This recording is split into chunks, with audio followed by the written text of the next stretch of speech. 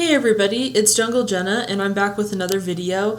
So I'm going to kind of continue doing what I did with my last video where I briefly discussed some Reylo-esque romances, and then for this particular video I'm going to focus mainly on Star Wars romances and a few Star Wars books that I've read over the last couple of months that I would like to share with you.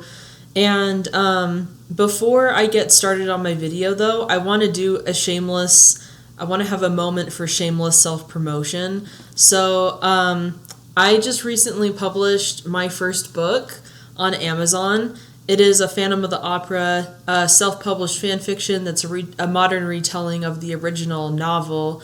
It's called His Dark Obsession by Jenna K. Lawson. So obviously, like, you won't have this band across the front because this is just a proof copy. But this is about how big the book is.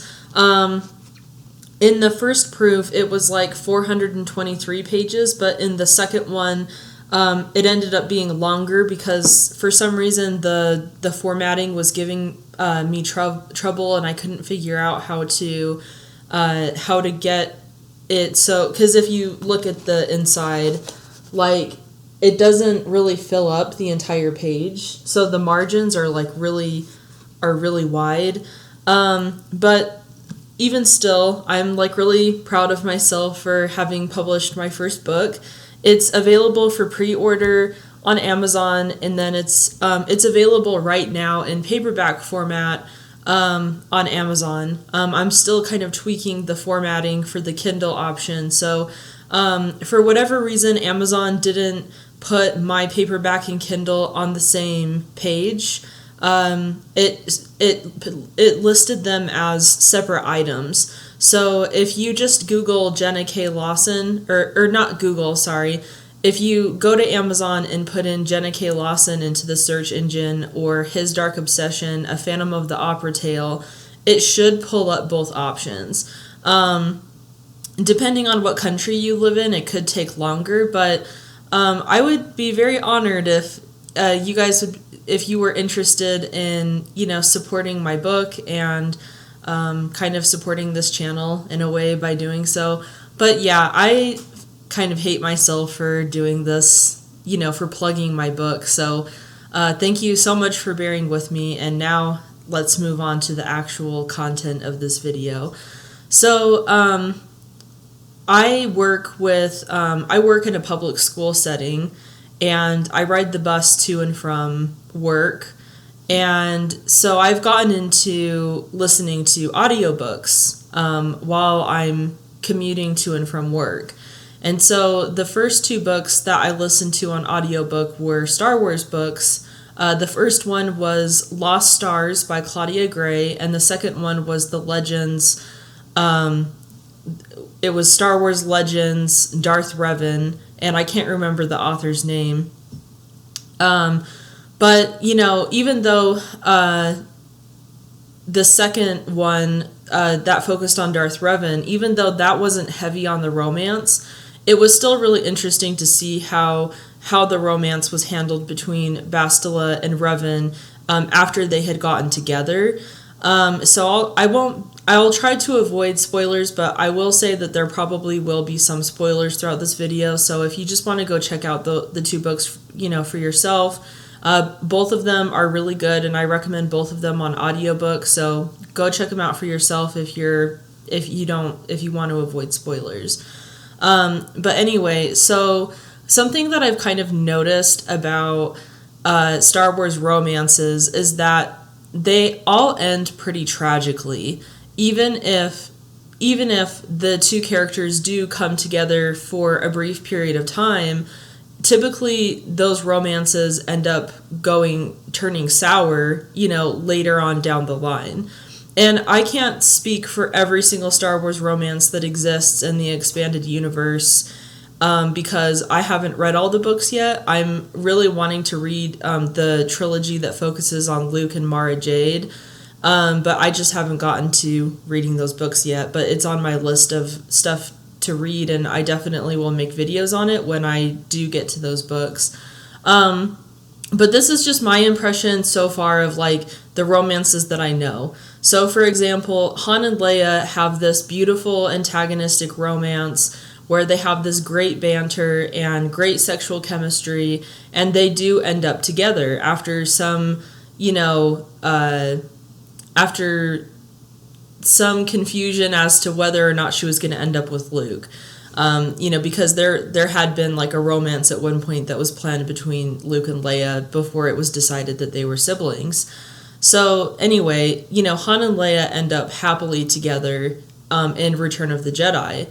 But then in The Force Awakens, we end up finding out that really they kind of had this tumultuous relationship and they had been fighting, and their personalities were very similar, but their passions and the things that motivated them took them in separate directions.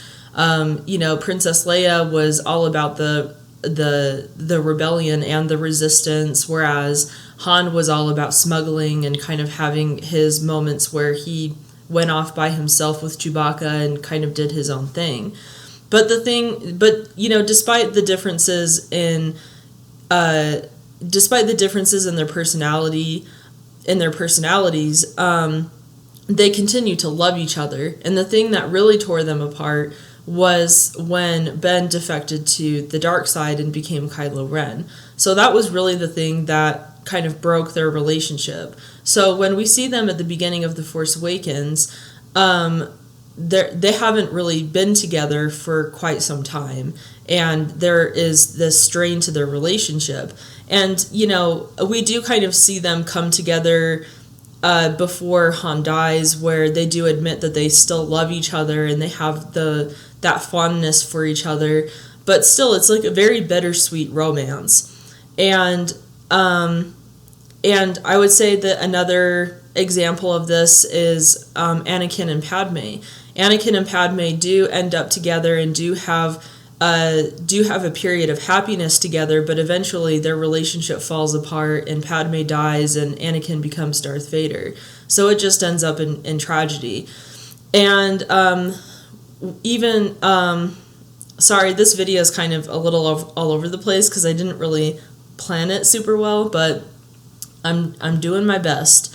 But anyway, I think that it really kind of sealed the deal in my mind when I read the Star Wars Legends book about Darth Revan, because I had always pictured, I always equated Revan and Bastila to Rey and Kylo Ren, and I kind of wanted to learn more about them because I hoped that maybe I would get some input, or I would get maybe some insight into the romance between Rey and Kylo Ren and kind of their characters and stuff, and where the creators are wanting to take their story. And now that I've kind of read more about their relationship and after I've read this book, I don't necessarily think that Reylo necessarily has to follow the same path as Revan and Bastila, but Revan and Bastila, they're another example of a couple that in Star Wars that comes together.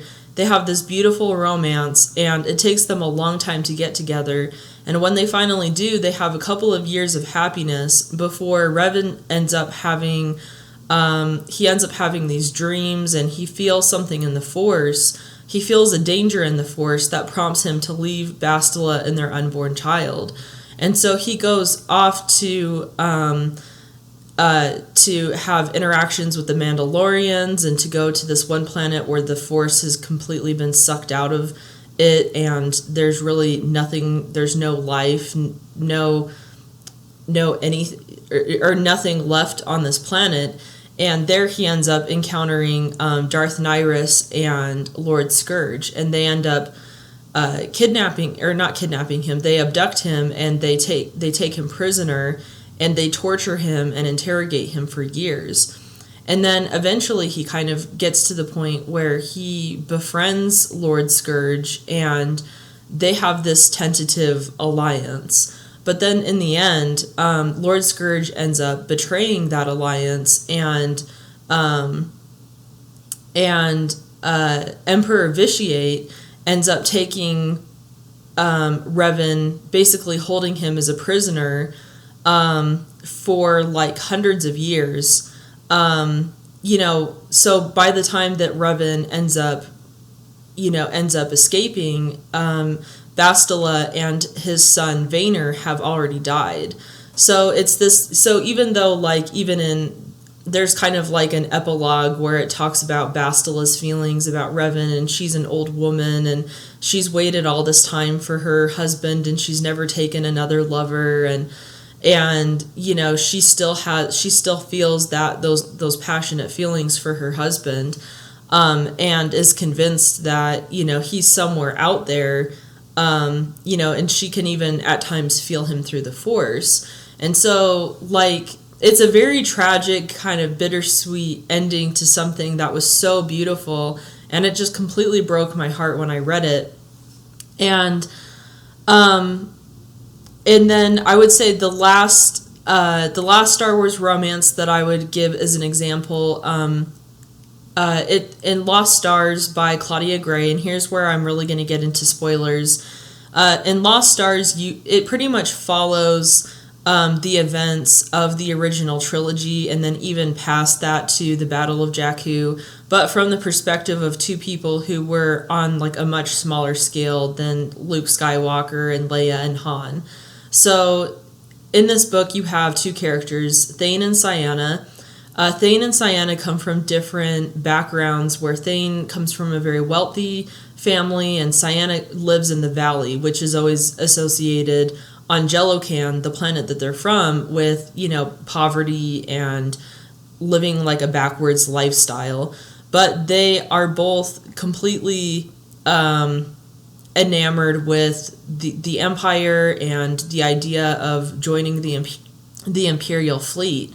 And so they end up meeting at this festival where they encounter Grand Moff Tarkin.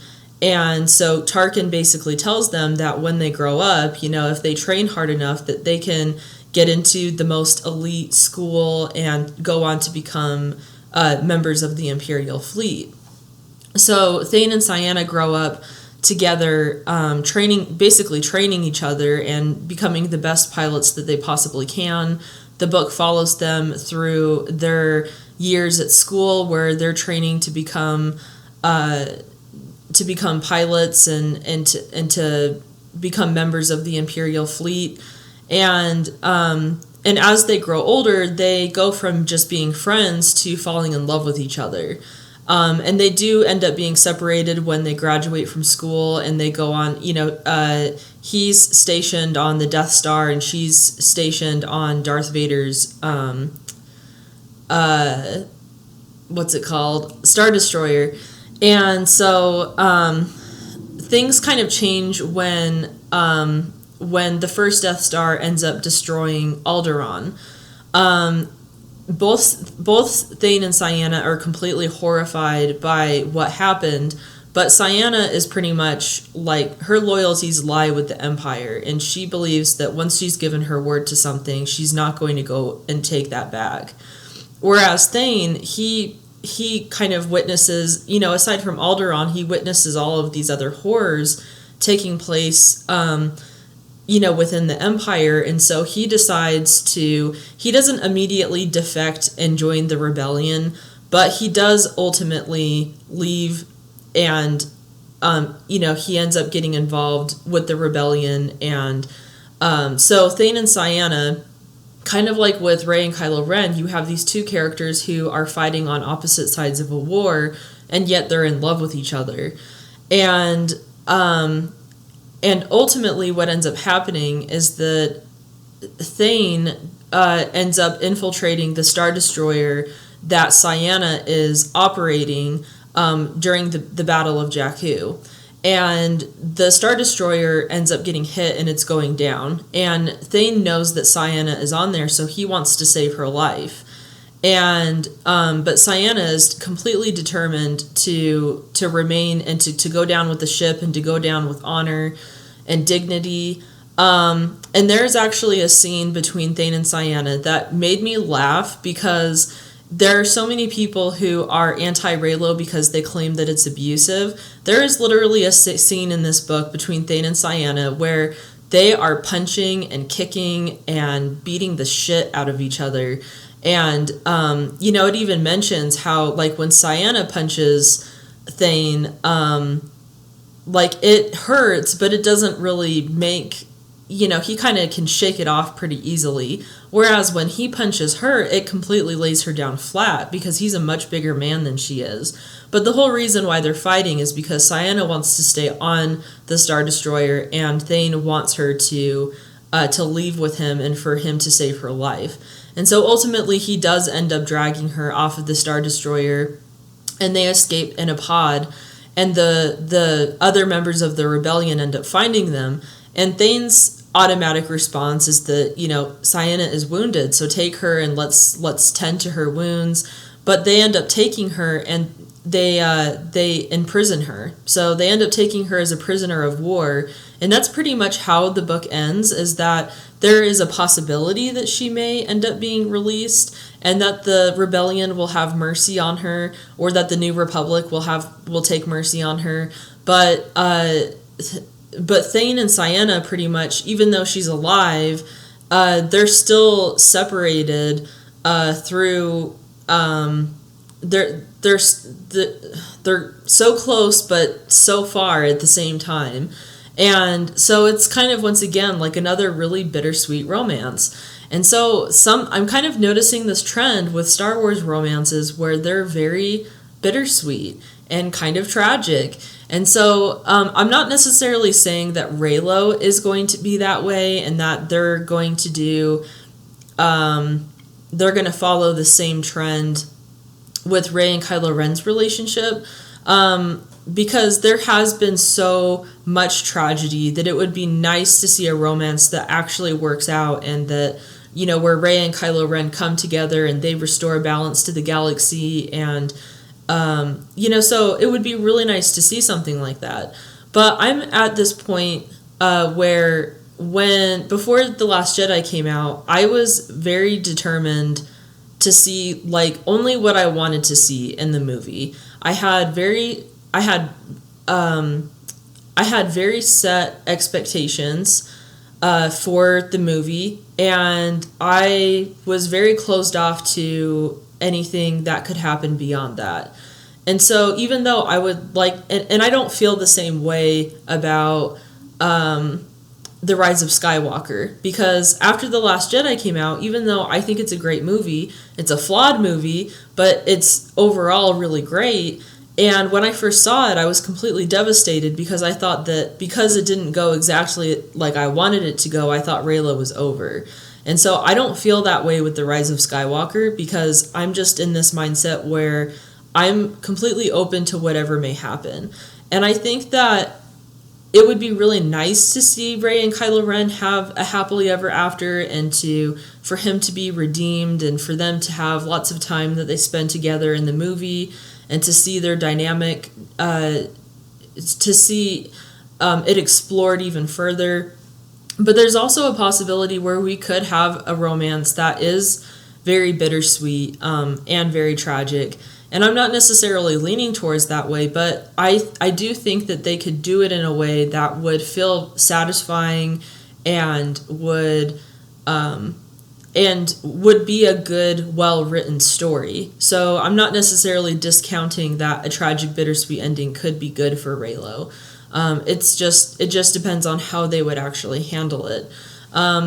Sometimes I get a little nervous about The Rise of Skywalker because I don't understand how Kylo Ren can go through this whole redemption, and for Rey and Kylo Ren to come together and really be on the same page, and for all of this good stuff to happen all in one movie, unless my friend Emily and I were talking, and she's a fellow Reylo shipper. I think I mentioned her in my last video. And we were talking about, if Avengers Endgame can be 3 hours long, The Rise of Skywalker better be 3 hours long too, because we need time for Rey and Kylo Ren to develop their relationship further, and for Kylo Ren to have his redemption. I mean, like, in The Force Awakens and The Last Jedi, they kind of took a minimalist approach to Reylo, where they showed like they were able to encapsulate their entire relationship within just a couple of minutes, and they had such a profound effect just with the small amount of time that they had. So I mean, I'm kind of hoping that they don't.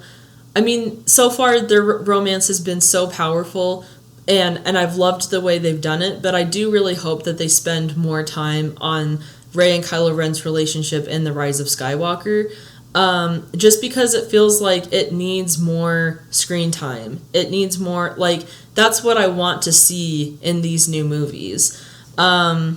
So I'm kind of just rambling at this point, and I know this video has been like really disorganized, and I've been kind of pinging off the walls and stumbling over my words, but I don't necessarily have any ideas for how Rey and Kylo Ren could, have that happily ever after at the end of The Rise of Skywalker. I'm not really sure. I mean, I kind of trust the writers at this point to write something that feels very satisfying. Like, Reylo is honestly probably the best romance that I've ever experienced in my life. So, so I sort of trust that it will have, a good resolution no matter which direction it ends up taking. So I'm just trying to keep my expectations in check and try to keep my mind open as possible, because ultimately, when it really comes down to it, I just want to go and enjoy the movie. I did a video probably over a year ago where I talked about, kind of how Star Wars has changed my life, and I feel like this trilogy really has been my trilogy. It's been very personal to me. And even though I've had the opportunity to revisit the original trilogy and I've fallen in love with those movies, I really feel that my personal attachment is with this new trilogy. And so I don't want to ruin my first viewing of the last movie by kind of closing myself off to the potential of whatever it could be, if that makes sense. So I'm going to stop rambling. I kind of talked about these Star Wars romances, and I would really like to know what you think of them if you have read the books. And like I said, if you haven't read the books, both of them are very good, and the audiobooks are amazing. I really want to read some other books by Claudia Gray, and I'd like to kind of continue to explore the expanded universe more. So, like I said, that romance between Luke and Mara Jade sounds pretty sexy, so I'm looking forward to checking that out. But thank you so much for enduring my ramblings, and definitely check my book out if you're interested. It is a modern retelling of the Phantom of the Opera, and I will say that if you have a taste for crazy Phantom, then you'll like it, because my version of the Phantom is pretty much a psychopath. So, yeah, I didn't go for romantic Phantom with my book. Anyway, thank you so much for watching, and until next time, bye.